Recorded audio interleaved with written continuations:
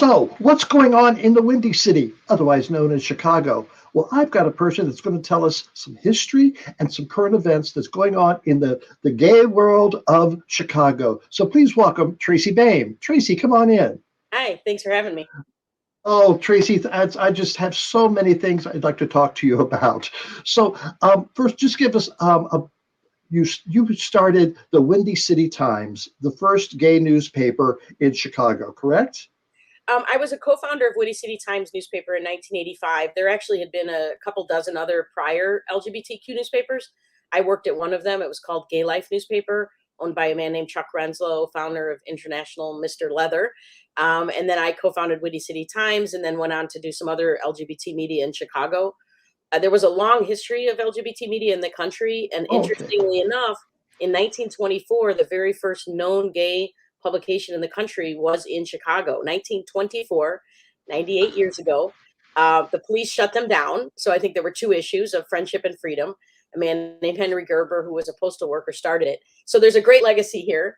And Windy City Times is still around since 1985.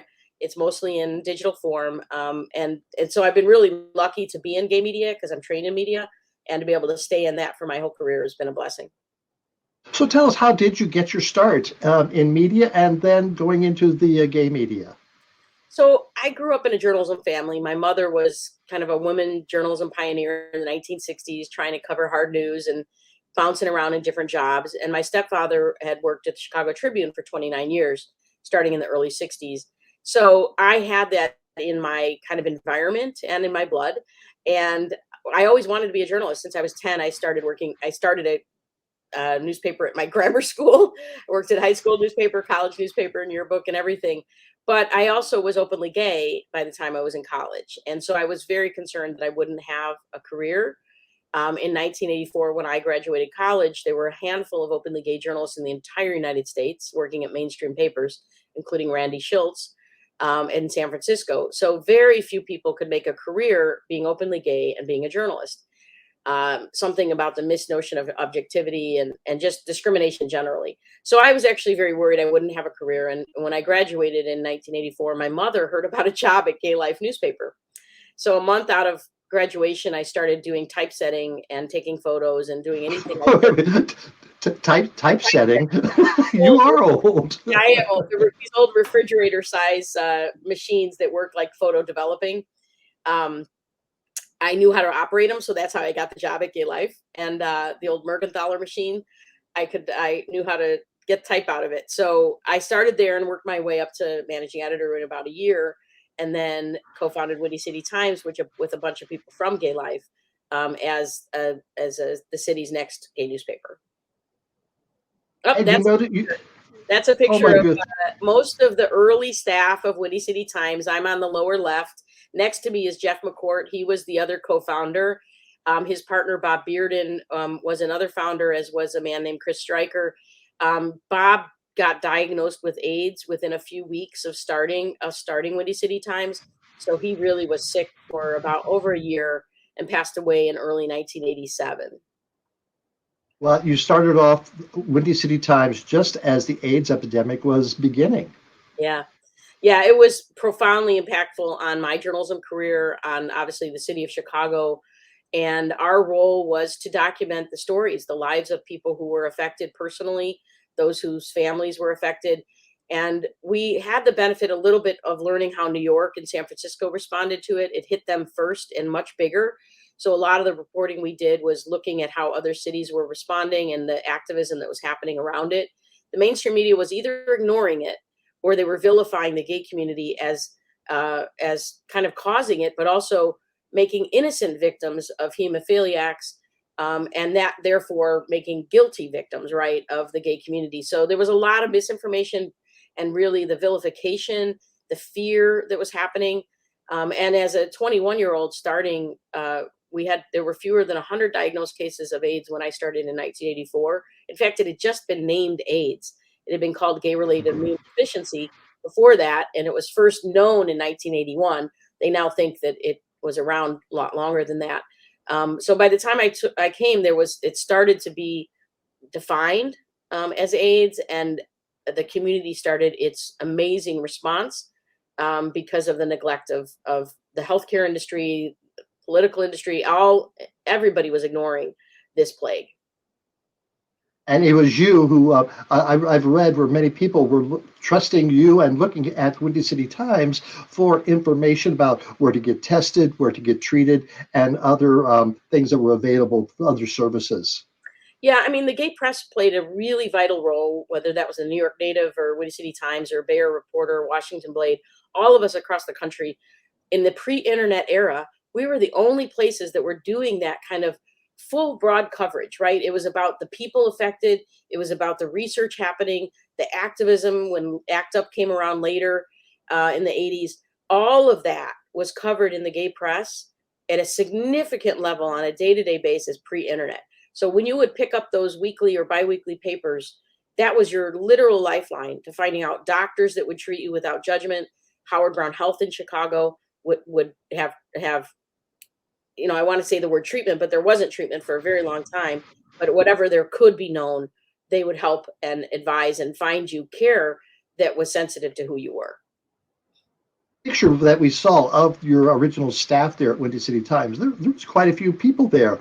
How did you pay them? I mean, was your advertising revenue that great? A lot of those people were freelancers. So let's say a theater critic or a photographer. I would say we had probably about 7 or 8 on full-time staff at that point. The rest of the people were very important freelancers. Advertising has always been the basis for most gay press because almost all of us have been free, with the exception of places like The Advocate and subscription-based publications. So advertising has been it. And back then, it was primarily gay businesses that would advertise, or sometimes liquor companies. Now the mainstream, media, even Bravo TV, et cetera, they're our competition because a lot of the pharmaceutical and other industries advertise to reach the gay community, not in the gay press. And it's very painful to see that we're taken advantage of, we're taken for granted, really. And the mainstream just leapfrogs over properties that are owned by gay people into the mainstream to reach our community. But back then, it was very few people that would even touch marketing to the gay press. How did you distribute the Windy City Times? It was freely distributed in bars and bookstores and record stores. Remember record stores? And eventually, by the 90s, we started to have news boxes. And now in this era, there are these combined news boxes that some cities have. So anywhere we could. Some people paid for a subscription, and all of our content, once the internet became active around 94, 95 in a more public way, we started to put our content all online for free. So whatever channels we could find, like water, we would find ways to get it to people. I would take it to events. If I was going out of town, I would take copies with me. It was a lot of people would pass them on. It was a huge pass along value to the gay press. They would read it, send it to their, cousin in Ohio or whatever. So we don't even know how many people we reach. I still talk to people today that say how important it was in high school or college when they ran across a gay newspaper, especially in the late 80s, early 90s, before the internet, when it was really the only channel of communication. You've switched over the Windy City Times from a hard copy to the internet. Tell us about that transition. What prompted it, and how's it going? So, in the first year of COVID was also the 35th anniversary year of Windy City Times. In 2018, I took a full-time job at the Chicago Reader. So I kind of passed on the running of the Windy City Times to a handful of people that were still working there. But by the 35th anniversary in that first year of COVID, we realized, we just could not sustain the costs, even though they were pretty minor at that point, of doing a print issue, printing and delivery 10,000 copies. So we did a big send-off last print issue. Now that I'm at the Reader, what we've also done is 4 times a year, we do a print insert in the Reader, which is 60,000 copies. And so we did a huge Pride issue. The Windy City Times insert portion of it, I think, was over 30 pages just of Windy City Times. So we do that 4 times a year, but 99% of what we do is really digital only and mostly freelancers and volunteers. It really can't sustain a staff anymore. We're working with a collaboration of 6 other local gay media called News is Out. We're partnering with the local media association, trying to see if there's new kinds of funding for gay press, like I've been doing for the Chicago Reader, which is now nonprofit. We don't necessarily have to go to nonprofit to get different kinds of revenue. There are funders out there that see the value of local community press. So the 7 of us in News is Out are looking to find new forms of revenue for the gay press generally, for our 7 outlets as a pilot, but we hope that it can expand its impact through foundation grants, through corporate sponsorships, et cetera. So we're in the very early phase of that, and we're very excited about the potential. So that could help papers like Windy City Times, Bear Reporter, Blade, Dallas Voice, et cetera, get different kinds of revenue than just local advertising. You mentioned the Chicago, the Weekly Reader. Tell us about your transition into that. How'd you get involved with them? So the Chicago Reader had gone through a half dozen ownership transitions in the last 15 years or so. The last one was they were embedded at the Chicago Sun-Times, which is one of our daily newspapers. And it was really neglected, in part because the Sun-Times itself was struggling to survive, and now it's thriving. But it was going to close down the Chicago Reader. And 2 of the board members of the Chicago Sun-Times purchased it for $1, and they needed somebody to run it. And because I had run a community paper for a long time and I had some vision about trying to move it into a different path, I was hired with 2 days notice that it was going to be shut down. So I met with the staff, and we, worked really hard over the next year to shift and bring back the advertising that had been lost. At that point, Amy Matheny, who had been with me almost 20 years at Windy City Times, she joined the staff to bring on and bring back the advertising, and she was very successful. But within about a year, I convinced the owners that we needed to convert to a nonprofit organization. And so right before COVID hit, I put the application into the IRS for 501c3 status. We did get 501c3 status, and then we also got PPP loans, which delayed our transition. May 16th of this year, the full transition sale to the nonprofit organization happened. So the Chicago Reader, for first time ever, is actually in the space of nonprofit journalism. And it won't really change the coverage, but it will change the ability for us to get different kinds of revenue for survival. How would you describe the Reader? Well, it started in 1971 as one of the nation's first free alternative weeklies. Alt weekly was a phrase that was very common in the 70s, 80s, 90s for papers that were not of the mainstream. It doesn't really mean much anymore. Pretty much almost everything's alt at this point, and unfortunately there's the alt-right, so we don't like the association with that. But what it means is that for the Reader, it takes an in-depth, behind-the-scenes look at culture, politics, and news investigations in a deeper way than the dailies can or other kinds of media can. So we fit a niche of covering culture that's up and coming, that is off the beaten track, stories that we spend 3, 4, 5 months on that the dailies, may cover on the surface. So it's investigative journalism, it's deep culture coverage, and kind of one of kind type journalism in Chicago. It complements the ecosystem. We've got over 100 media outlets in Chicago, and that's the case in most major markets. So we feel like we fit really well within the space we are. It's very similar to what the Village Voice used to be. And as a free weekly, it makes it very accessible. We print 60,000 copies. We're actually biweekly now. During COVID, we went to biweekly, and we're going to stay that way. And then we reach almost 1 million people online on a monthly basis. So most people see us in a digital format, but those 60,000 print copies are really important because it's free, it's accessible, and not everybody has a smartphone. Not everybody has access to high-speed internet and technology. So reaching those people through a free newspaper is a great equalizer, I think, in our democracy. And I love having a newspaper in my hand. I'd much rather read it that way. It's easier to do the crossword too. All right, Tracy, we've got much more to talk about, and we'll be back with Tracy Bain right after this message. All right, let's get back to our interview. And now we're going to continue our interview with Tracy Bain. Come back in, Tracy. Hi there.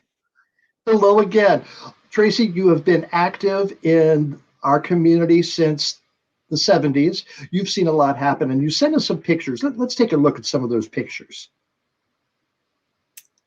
This is me taking photos of our Mayor Daley Jr., probably early 90s. He was elected in the late 1980s.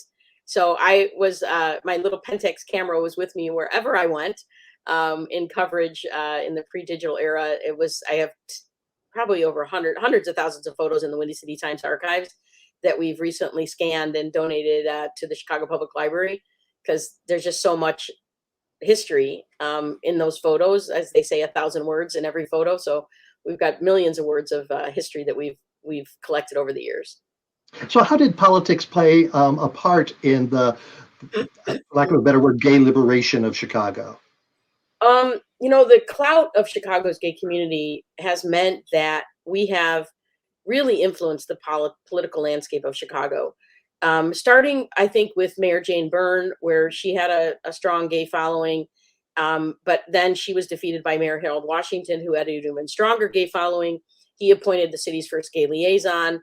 He did a lot of work, and here's me interviewing Harold Washington in about a year before he passed away in the 80s. Washington was very impactful in his work, and he appointed a gay committee of gay and lesbian issues back then. And gay people really had pushed hard for change. We had candidates that ran for office that were unsuccessful in the 1970s and 80s. The first candidate to break through was a Judge Tomkeel in 1994.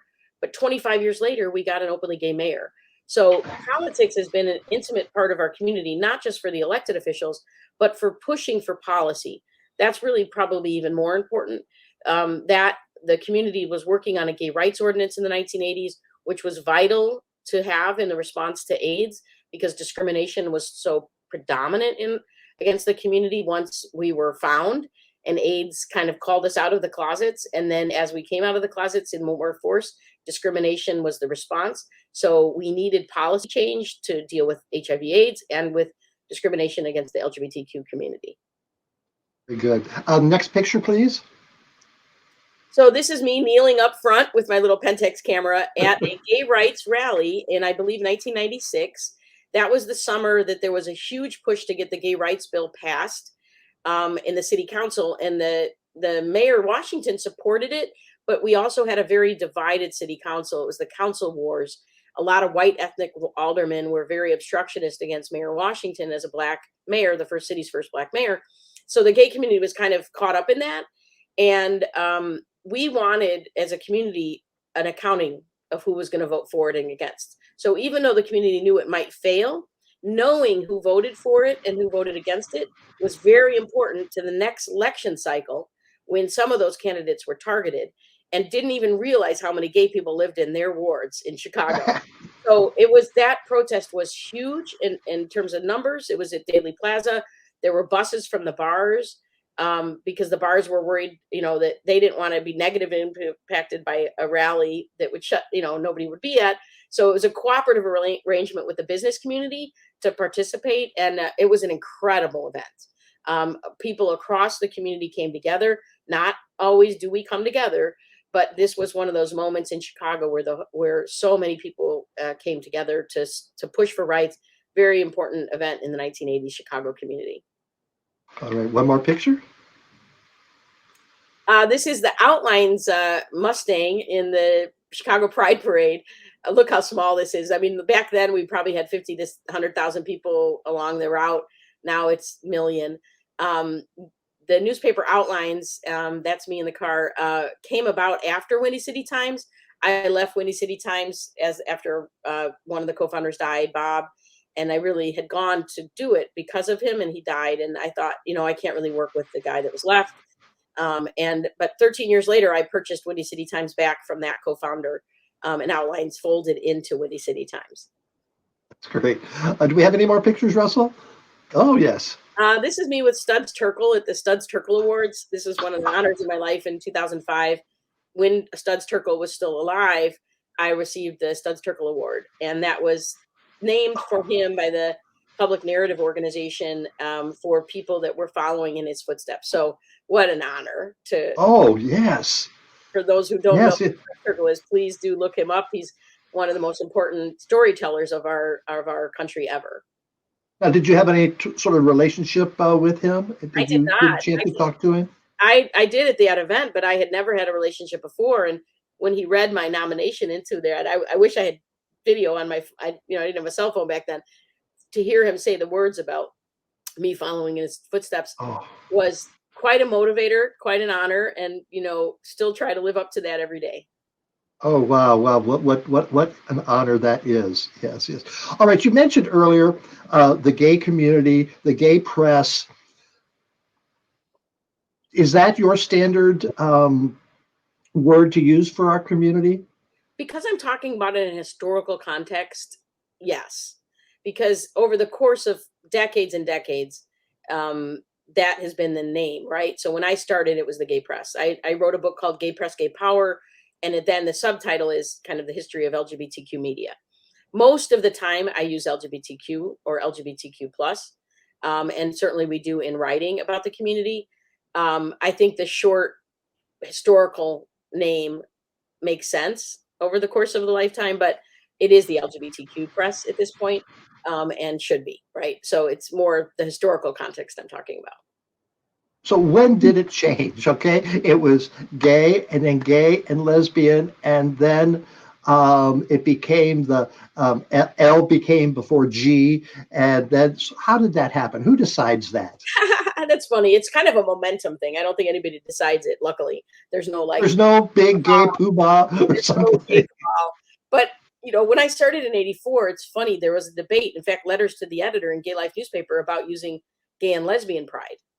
Like people wanted to keep it just gay pride. Eventually, it's just become pride because it's simpler. So gay and lesbian was the thing in the '80s. In the '90s, it started. I know that we changed it when it outlined / Windy City Times. Later, it was the voice of the LG or GLBT community. And then, yes, you're right. It somehow L became first. There was like a critical mass of people start to change and use those words. That's how it changes. It's been very interesting, right? Within every community, that's the case. There's a huge debate on using Latinx, for example. Oh, Some folks want to, some don't, and that's within and outside the community. So I think that's the case with the LGBTQ plus community. I do really, really hate the divides within the community when it comes to who should be included. For example, some people don't think non-binary or trans or intersex should be part of that. It's a ridiculous fight. We've always been part of that umbrella, and to think that we have the right to be less inclusive, like to me, the direction we've been moving in is more inclusive. And as society tries to jerk back rights, we as a community need to make sure we're staying on the arc towards forward progress, instead of breaking that progress. So I think the LGBTQ plus is probably the most inclusive at this point. But as you're writing it out, as you're including people to make sure intersex, gender non-binary, asexual, agender, all of those things are important as well. yes. That's just something I just want to ask someone Yeah. that question. Yeah. All right, one more picture. This is a collection of most of my projects outside of the newspaper world. So various books. I did a game called That's So Gay. It's about 2,400 trivia questions. I did produce a couple movies, one with Sharon Gless called Hannah Free, Scrooge and Marley, which is a gay Christmas movie that's going to be re-released on its 10th anniversary this winter. You're the first to hear. And a poetry piece called Body of Rooms. The rest of those are books that are available on Amazon. Some of them are in color. They have a color and a black and white edition. The Gay Press, Gay Power is the one that does look back at 100+ years history of LGBT media in the country. All right, we'll be right back with Tracy with some more information later on. Thank you. All right, let's wrap up our conversation with Tracy Bain. Come on in, Tracy. Hi there. Tracy, thank you so much. You've taught me a lot about the history of our community because you lived it. You were right in the middle of it, reporting it to others. So, what do you see happening with or to our community in the future? The LGBT community is fascinating to me because it's kind of an amorphous blob. It's very similar to the disability community in that if you're in the disability movement, you may not have a lot in common with someone who has a different kind of disability or from a different part. You come together at moments of time of activism and policy and celebration, but then you go back and you're within your own communities, right? So we don't have a lot in common, frankly. Upper class, cisgender, white male couple, married, living in Brooklyn, rural black lesbian couple raising a family in Tennessee. Like in general, we're very different people. And that's what's good about our community. We don't have any one leader. We don't have any one dominant organization, etc. It makes it difficult, but it also makes it difficult to fight us, right? We're on a million fronts. You come at us, you come at it from a million different places. So it's also a very difficult community, just like any community. You have infighting. It's the worst stuff I ever cover is the infighting and the crabbing and pulling each other down part of the movement. But when we have to, we do come together. And that is at marches in Washington. I've been to most of them since '87. The Names Project Memorial Quilt, which I'm sorry I missed in San Francisco recently. There are times and moments when we have risen to the occasion. And that's why I think I stay in the movement, because the other stuff really wants to push you out. And that it's for newer people in the movement, I think it's very hard to find a foothold because there isn't a community. There are places in the community you can go. There are organizations you can be part of, but it is a hard community to feel like you belong if you don't already have self-esteem and confidence. I think that internal homophobia is some of the stuff, and transphobia is some of the hardest stuff we have to work on. And we can hurt our own much more than the outside can hurt us. And our families can do that as well. So we have still a lot of need for community.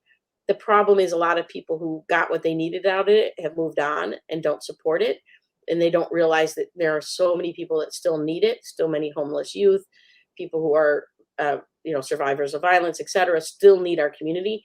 So my hope is that there are enough people that got what they needed to and will come back and support as we see these horrible bills moving our movement backwards. And we align together and make sure the trans movement is fully embraced within our movement and supported in these horrible anti-trans laws, these anti-gay laws, et cetera. We need a strong movement now more than ever. Where does that start? Okay, we've got Texas, we've got Florida, we've got these other states that are saying, oh yeah, we want to do that too. So where do we start to stop it? I think it's a multi-pronged approach, just like it was in the early years of HIV and AIDS. People need to pick the lane they're most comfortable in. Some people are very comfortable in electoral politics, and so knocking on doors and getting out the vote in those key states, move or visit Georgia and other key states that are going to be possible to switch. The governor's seats are probably the most important seats existing right now because they can hold back these gerrymandered state Senate and state representatives. See, the problem is the right wing created these very red meat districts, both on the state level and the congressional level. The only way we overcome those is when there's a statewide race and fight the voter suppression. So for those who care about electoral politics, there are many places to engage, in places where we can change the makeup of the governor's mansions and the Senate seats. And there are a few congressional races that are possible, but it's the Senate seats that there are statewide that we have a shot at. So that's one area. To me, the activism in the streets is still always important. You need that outside pressure. The school board races are important, and the support of organizations on the ground in those states. So support trans organizations in those states where these laws have passed. That they are the ones that know how to get services and help to the people most in need. So pick a lane. You can't do it all. We all cannot do it all. We got to figure out where you're most comfortable, and electoral politics is just one of those. Policy is another, activism is another, and organizational support is another. Well, Tracy, thank you so much for your 4 decades of activism, of journalism, and just being there for us. So thank you so much, Tracy. It's been a pleasure talking to you. Thanks, Amber. I really appreciate being on. Thank you. Thank you.